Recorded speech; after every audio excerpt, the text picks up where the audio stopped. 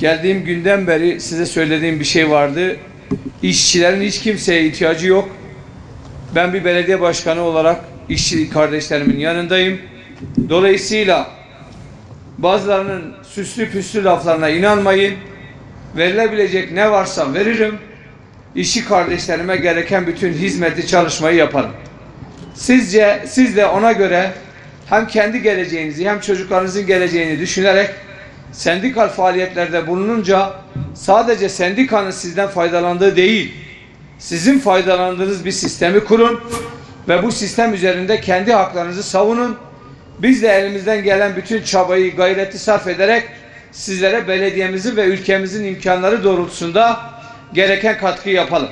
Elbette ki bugün açıklayacağım zam size fazladır diyemem.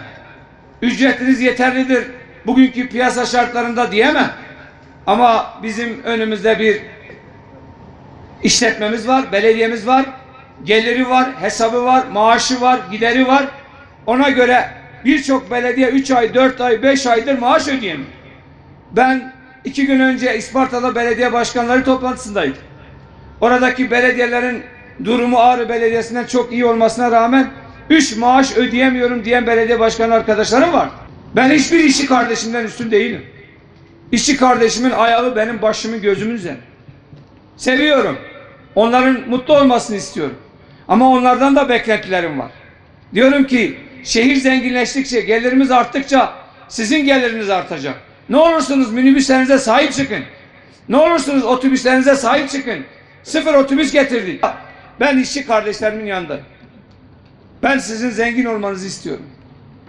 15-20 gündür çalışıyoruz, çabalıyoruz. Sizi bir noktaya getirmek için, sizi daha rahat bir hayata kavuşturmak için. Gönlümden geçen çok yüksek rakamlar var, yüksek zamlar var. Ama emin olun bütün imkanları zorlayarak, bütün her şeyi zorlayarak size bugün açıklayacağım zamı verdik. Allah çoluk çocuğunuza, size sağlıklı bir şekilde yedirmeyi, yemeyi nasip etsin. Haksızlık varsa ortadan kaldırırız. Zarar varsa ortadan kaldırırız. Kulaklarımızı tıkayalım. Kendi minibüslerimize, belediyemize, işçimize, bahçemize, konteynerimize, caddemize, sokağımıza sahip çıkalım. Gerisi Allah kerim. Ben bugün maaşlarınıza brüt değil, brüt belki 1,5, 1,600 falan olabilir. Tam hesaplamadım. Ben işçi kardeşlerimin bazı bu şoför direksiyon hakları da hariç, onu herkes almıyor.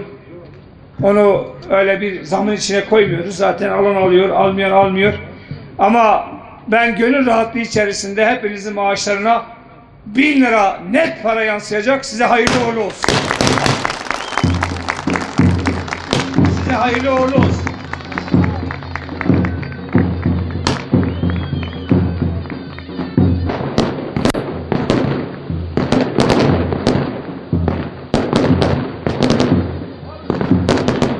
İkinci yıl zamınızı da unutmadık.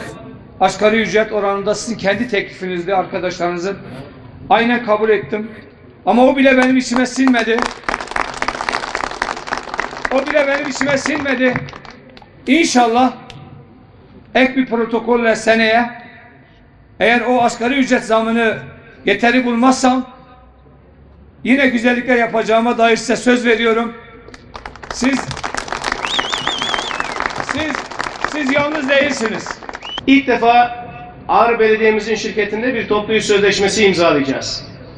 Bizim için hizmet İş Sendikası olarak Ağrı'da bulunmak, Ağrı'da örgütlü olmak tabii ki çok önemli. 2010 yılında Tutak Belediyesi'nde başlamış olduğumuz örgütlenme çalışmalarımızda bugün Ağrı'da, Doğu Beyazıt'ta, Eleşkirt'te, Tutak'ta, Diyadin'de Ağrı Belediye'mizin kendi bünyesinde ve Ağrı Belediye'mizin şirketi bünyesinde olmak üzere birçok yerde örgütlüyüz.